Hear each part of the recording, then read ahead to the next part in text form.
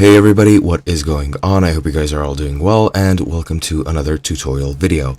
In this video, I will be explaining to you guys how you can connect to Binance to your TradingView account. So let's get right into it.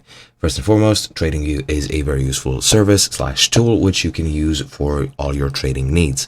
You can make a watch list of all your favorite stocks or options or whatever you would like, crypto, and so on and so forth, which you would like to keep track of and keep track of their prices and how their prices have changed in the previous period. You can also view those stocks in a chart and see how they have changed over time. You can also even trade those stocks and options and crypto and whatever if you are connected to a broker such as Binance.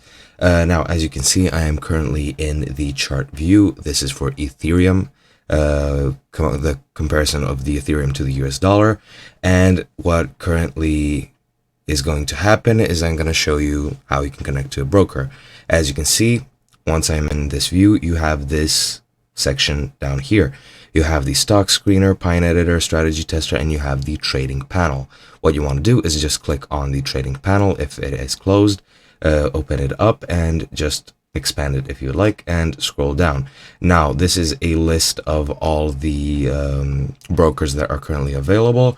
Well, maybe not all of them, however, there is a good amount of them, which TradingView recommends.